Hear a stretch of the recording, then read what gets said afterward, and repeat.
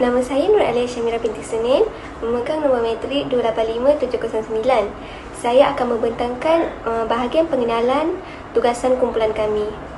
Sosiologi merupakan kajian mengenai perkembangan kehidupan masyarakat. Sosiologi juga dikaitkan dengan hubungan manusia ke arah proses sosial sejagat. Bidang sosiologi merangkumi sosiologi pendidikan, perundangan, bandar dan luar bandar, politik, kerja, jenayah, industri dan sebagainya. Sustainable Development Goals atau dikenali sebagai SDG bermaksud indikator matlamat pembangunan mampan yang berfungsi sebagai satu rangka tindakan yang penting bagi sesebuah negara untuk memastikan masa depan rakyat lebih mampan.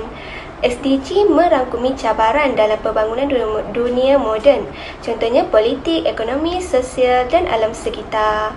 SDG diperkenalkan oleh United Nations General Assembly atau UNGA pada tahun 2015.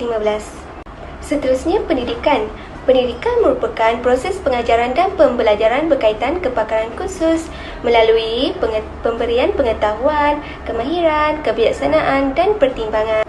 Gender pula bertujuan untuk membezakan antara lelaki dan perempuan ataupun perbezaan jantina. Seterusnya, saya akan membentangkan bahagian sorotan kajian lepas di mana pada bahagian ini kami telah memilih dua jurnal, iaitu jurnal pendidikan dan jurnal kesaksamaan gender. Bagi jurnal pendidikan, kami telah memilih jurnal yang bertajuk Fakta Mengejutkan Tentang Jurang Pendidikan di Malaysia. Jurnal ini diterbitkan pada tahun 2020. Berdasarkan jurnal ini, dapat dikenal pasti bahawa pendidikan menjadi penyumbang kepada peningkatan taraf hidup, kestabilan sosial dan pertumbuhan ekonomi di negara Malaysia. Bukan itu sahaja, pendidikan juga dapat membuka peluang pekerjaan dan kemahiran terhadap masyarakat. Namun begitu, masih terdapat kekurangan pendidikan di Malaysia yang telah menjadi punca berlakunya masalah kemiskinan. Antaranya, dapat dikenal pasti bahawa kadar celik huruf meningkat sebanyak 2.3%, iaitu daripada 82% pada tahun 1991 ke 94% pada tahun 2018. Misalnya, ramai golongan dewasa yang tidak pandai membaca, menulis dan mengira sehingga menyukarkan mereka untuk berurusan di mana-mana tempat. Kementerian Pendidikan Malaysia KPM telah mengeluarkan kenyataan pada tahun 2018 iaitu berkaitan peningkatan kadar pendaftaran sekolah rendah, menengah rendah dan menengah atas. Berdasarkan jurnal ini juga dapat dikenal pasti iaitu berlaku ketidakseimbangan pendidikan bandar dan luar bandar di Malaysia sehingga menunjukkan perbezaan prestasi pelajar. Misalnya, terdapat sesetengah pelajar mengalami kesukaran untuk ke sekolah. Hal ini dikatakan demikian kerana terdapat pelajar yang tinggal di kedudukan geografi yang unik, contohnya di Sabah dan Sarawak. Tambahan pula, kemudahan di sekolah di kawasan-kawasan tersebut tidak mencukupi dan bangunan-bangunan juga sudah mulai usang. Hal ini telah menyebabkan proses pengajaran dan pembelajaran tidak berjalan dengan baik. Itu sahaja daripada saya. Seterusnya, saya akan menyerahkan pembentangan kepada pembentang yang seterusnya. Assalamualaikum warahmatullahi wabarakatuh dan salam sejahtera. Saya Nur Amanina, nombor matrik 285684. Jadi dalam bahagian ini saya akan menerangkan tentang sorotan kajian lepas isu kesaksamaan gender. Jadi jurnal ini merupakan penulisan Nan Rahminawati. Jadi dalam penulisan ini beliau berkata tuntutan kesaksamaan gender ini muncul kerana wanita berasa banyak hal yang tidak dapat mereka rasai. Mereka juga terpaksa mengalami kerugian dan juga ketidakadilan. Jadi maksud ketidakadilan ini adalah apabila salah satu gender ini mendapat hak yang lebih baik daripada gender yang berlawanan. Jadi di Indonesia, dengan jelas kita dapat lihat isu ketidaksamaan gender ini kerana nilai itu telah diamalkan oleh masyarakat sejak lamanya. Sebagai contoh, dalam organisasi pekerjaan itu sendiri, kita dapat tengok lagi ramai pekerja lelaki daripada pekerja wanita. Seterusnya, macam kalau ada pengambilan pekerja baru ataupun rekrut baru dalam organisasi seperti askar, polis, dia akan buka tawaran tu lebih kepada lelaki. Jadi di sini kita dapat tengok diskriminasi dalam gender ni berlaku. Penulis juga cakap dalam penulisan dia isu kesesamaan gender ni perlu diperjuangkan. Kerana kalau tak diperjuangkan nanti akan ada kesan negatif kepada kehidupan akan datang.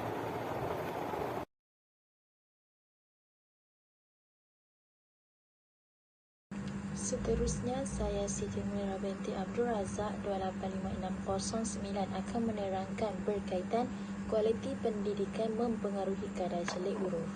Secara umumnya, kualiti pendidikan amat mempengaruhi kadar jelek huruf dan buta huruf di dalam negara. Hal ini dikatakan demikian kerana perbezaan pendidikan antara penduduk bandar dan luar bandar yang memperlihatkan perbezaan kualiti pendidikan telah mendorong kepada peningkatan kadar buta huruf di dalam negara. Buktinya, pada tahun 2018, Kuantan Pahang telah mencatatkan 44% atau 3,677 pelajar daripada 8,256 pelajar tahun 1 yang masih belum boleh membaca dan mengira. Oleh itu, jelaslah terbukti kualiti pendidikan mempengaruhi kanak-kanak untuk membaca, menulis dan mengira. Selain itu, pendidikan juga merupakan elemen penting dalam usaha untuk mencapai matlamat pembangunan mampan. Pihak kerajaan perlu meningkatkan kualiti pendidikan. Perubahan dan pembaharuan untuk mempertingkatkan kualiti pendidikan perlu dilakukan agar kadar jelek huruf di dalam negara dapat ditingkatkan. Hal ini dikatakan demikian kerana sekiranya kadar jelek huruf di dalam negara meningkat, ia akan memberikan impak positif kepada negara, terutamanya negara kita yang sedang mengalami proses pembangunan. Oleh hal demikian, sedikit sebanyak jelaslah bahawa kualiti pendidikan berperanan penting untuk mempertingkatkan kualiti hidup masyarakat. Hal ini kerana sekiranya penduduk tempatan berpendidikan tinggi, mereka sudah tentu akan kehidupan mereka sudah tentu akan lebih baik, mempunyai kerjaya yang bagus, kualiti hidup dapat ditingkatkan. Jadi, kesesamaan gender ni merupakan matlamat SDG yang kelima. Dunia kita ni sentiasa berubah-ubah. Bahkan dahulu wanita ni mereka dihalang untuk menyertai kehidupan bersama orang awam, untuk mereka bersosial. Mereka tidak dibenarkan keluar, mereka tidak dibenarkan bekerja. Pada zaman dahulu, wanita ni mereka dianggap sebagai harta. Jadi jika diorang belum berkahwin, diorang akan jadi harta kepada bapa diorang. Kalau dah kahwin pula, diorang akan jadi harta kepada suami diorang. Dan pada zaman dahulu juga, perempuan ni, puteri-puteri, mereka dijadikan alat untuk kukuhkan politik, untuk kukuhkan pengaruh politik dalam sistem feudal. Pandangan Islam dan juga pandangan Barat ini sama. Diorang menyokong untuk tegakkan isu kesesamaan gender ni. Jadi pandangan Barat ni, apabila PBB ni sendiri bersetuju untuk memasukkan kesesamaan gender ni sebagai SDG yang kelima. Jadi pandangan Islam pula, apabila dalam ayat Al-Quran tu sendiri ada sebut yang Allah meletakkan lelaki dan perempuan ni sama taraf tanpa kira bangsa dan kaum. Jadi ayat ni daripada surah Al-Hujurat. Okey, jadi jantina ni adalah pembezaan sifat, sikap dan juga tingkah laku dalam masyarakat semasa proses perkembangan. Jadi tidak semua masyarakat yang etnik berbeza ni didiskriminasikan, tetapi semua masyarakat pernah didiskriminasikan berdasarkan jantina. Jadi tempoh yang lama telah diambil untuk pulihkan isu ketidaksamaan gender ni, namun masih terdapat banyak cabaran untuk kita hilangkan isu kesesamaan gender. Jadi dah banyak dah negara yang diorang alami juga isu kesesamaan gender ni. Sebagai contoh, Arab yang kita tahu mereka sangat berkeraslah dalam isu kesesamaan gender ni. Kaum wanita di sana banyak hak yang mereka tak dapat nikmati. Seterusnya, saya akan menerangkan punca, kaedah penyelesaian dan cadangan untuk mempertingkatkan kualiti pendidikan. Pertama sekali, punca perlunya kualiti pendidikan dipertingkatkan ialah kerana pendidikan sebelum ini telah menyebabkan pelajar kurang berminat dengan gaya pembelajaran. Justru mereka hilang tumpuan dan sedikit sebanyak telah menyebabkan mereka kurang berminat untuk menuntut ilmu. Seterusnya, punca kualiti pendidikan perlu dipertingkatkan ialah penetapan kurikulum atau subjek sebelum ini kurang diminati dalam kalangan pelajar. Justru pembaharuan perlu dilakukan agar pelajar akan lebih berminat untuk menuntut ilmu. Bahan yang digunakan semasa proses pengajaran dan pembelajaran oleh para guru atau dikenali sebagai PDP tidak menarik minat pelajar untuk kekal fokus di dalam kelas. Hal ini kerana bahan tersebut masih sama seperti sebelum ini, tidak diperbaharui. Justru pelajar akan kekal fokus di dalam kelas hanya pada masa 30 minit pertama. Seterusnya, mereka akan hilang fokus di dalam kelas. Punca terakhir, kualiti pendidikan perlu dipertingkatkan kerana perbezaan persekitaran telah menyebabkan perbezaan kemudahan seperti luar bandar dan bandar. Sebagai contoh, di Sarawak masih terdapat sekolah yang tidak mempunyai bekalan elektrik. Justru pihak kerajaan perlu memandang serius isu ini supaya sekurang-kurangnya isu ini dapat ditangani atau dikurangkan. Seterusnya, saya akan menerangkan kaedah penyelesaian yang dilakukan oleh pihak kerajaan untuk menangani isu ini. Pertama sekali, kerajaan telah menambah baik sistem pendidikan mengikut situasi semasa. Iaitu seperti yang sedia maklum, kita pada masa kini sedang mengalami pandemik COVID-19. Justru pihak kerajaan telah memperkenalkan TV pendidikan seperti Didik TV. Ia sedikit sebanyak dapat memudahkan pelajar untuk terus belajar walaupun mempunyai beberapa kekurangan. Selain itu, pihak kerajaan juga memperkenalkan kelas 3M iaitu merangkumi, membaca, mengira dan menulis untuk menggalakkan peningkatan kadar jelek huruf di dalam negara. Buktinya, kira-kira 70% kanak-kanak di Sandakan mula mengenali huruf ekoran dengan adanya kelas 3M ini. Pihak kerajaan juga menambah baik dan menyediakan prasarana untuk sekolah di luar bandar. Hal ini kerana pihak kerajaan menyedari kualiti pendidikan di luar bandar kurang memuaskan dengan kemudahan-kemudahan yang terhad. Seterusnya, pihak kerajaan juga menawarkan peruntukan lumayan untuk infrastruktur dan kemudahan bagi mewujudkan suasana lebih kondusif. Cadangan saya untuk mempertingkatkan kualiti pendidikan ialah para guru perlu mengetahui dengan lebih jelas peranan dan tanggungjawab mereka supaya mereka dapat melaksanakan tugas mereka dengan lebih berkesan dan bertanggungjawab. Selain itu, Menteri Pendidikan perlu mengarahkan hanya menggunakan satu sistem untuk keseragaman dan lebih memudahkan. Di samping itu, sekolah yang dibina sebelum tahun 2000 perlu dipantau serta dibaik pulih sekiranya mengalami sebarang kerosakan. Akhir sekali, kecemerlangan dalam pelajaran perlu diutamakan. Sebagai contoh, syarat kelayakan untuk memasuki sekolah berprestasi tinggi perlu dikekalkan bukan dilonggarkan supaya kualiti pendidikan, kualiti pelajar dapat dikekalkan. Ketidaksamaan gender lebih banyak menindas golongan wanita. Jadi mari kita bincangkan apakah puncanya, kaedah penyelesaian dan cadangan untuk menyelesaikan isu ini. Jadi yang pertama, kuncinya adalah banyak perkara yang dilarang dalam Islam, terutamanya di negara Arab. Mereka tidak bebas melancong dan mereka tidak boleh keluar dari negara kecuali jika mereka ditemani oleh mahram.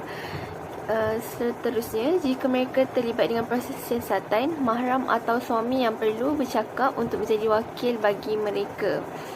Seterusnya, punca yang menjadikan wanita ditindas ialah pengangkutan yang mempunyai had untuk wanita. Jadi, wanita tidak boleh naik pengangkutan awam secara rawak. Ada garabak khas bagi kereta api di hujung kereta api disediakan untuk golongan wanita. Tetapi bagi bas pula, majoritinya diorang menolak untuk terima wanita dalam pengangkutan diorang. Jadi wanita ni terpaksa berjalan kaki untuk ke mana-mana. walaupun tempat yang diorang nak pergi tu jauh. Punca seterusnya ialah pendidikan tidak penting bagi kaum wanita. Jadi ramai wanita yang dapat beasiswa berbanding lelaki di negara Arab. Namun pendidikan kaum wanita di Arab tu rendah. Jika mereka nak lanjutkan pelajaran di luar negara, diorang perlukan kebenaran daripada bapa. Kalau tak ada kebenaran, jadi diorang tak bolehlah nak lanjutkan pelajaran di luar negara. Jadi kalau mereka ada pendidikan tinggi pun mereka pilih untuk tidak bekerja. Kerana kebanyakan wanita di Arab, mereka anggap pendidikan penting. Jadi perkara ini sesuatu yang agak menyedihkan lah, sebab mereka anggap pendidikan tak penting, dan walaupun diorang ada pendidikan tinggi, diorang tak nak sambung kerja, tak nak sambung belajar. Seterusnya, peraturan negara yang tidak benarkan wanita bekerja. Okey, jadi kalau diorang dibenarkan bekerja sekalipun, ada 3 je pekerjaan yang dibenarkan, iaitu sebagai doktor, jururawat ataupun sebagai seorang pendidik. Jadi sementara tu, kalau ada wanita yang nak jadi peguam dan ceburi bidang politik, mereka tak ada peluang yang besar seperti lelaki. Ni sebab kalau wanita ceburi bidang tu, diorang akan dapat gaji yang kecil, dan bonus pun diorang tak akan dapat. Insurans kesihatan pun diorang tak akan dapat kalau diorang kerja dalam bidang tu. Jadi syarikat-syarikat yang sediakan pekerjaan untuk wanita dekat Arab ni dulu sangatlah sedikit, sebab banyak bajet yang perlu diperuntukkan untuk penuhi infrastruktur dekat syarikat tersebut. Sebagai contoh, perlukan tandas yang berasingan untuk lelaki perempuan, perlukan pintu masuk yang berasingan untuk lelaki dan perempuan. Lepas tu, ruang berehat untuk perempuan. Okay, jadi sebab ni lah ada sikit je syarikat yang buka pekerjaan ni untuk golongan wanita. Isu kesaksamaan gender di Arab telah menunjukkan bahawanya kita sangat perlu menegakkan keadilan bagi golongan wanita kerana mereka sangat ditindas, terutamanya seperti di negara Arab. Jadi berikut merupakan cara bagi memastikan maklumat untuk kesaksamaan gender ini tercapai. Antara langkahnya adalah pembangunan dalam sektor ekonomi. Apabila sektor ekonomi kita diberi tumpuan, semestinya kaum wanita boleh melibatkan diri untuk bekerja. Kerana kemudahan-kemudahan yang disebutkan seperti berikut tadi diberikan tumpuan untuk golongan wanita. Jadi ini membolehkan kaum wanita ini bekerja tanpa ada batasan. Jadi di Malaysia, diskriminasi gender ini tidak terlalu ketara kerana wanita tidak terlalu dikawal seperti di Arab Saudi. Mungkin dari segi pekerjaan berlaku diskriminasi ini.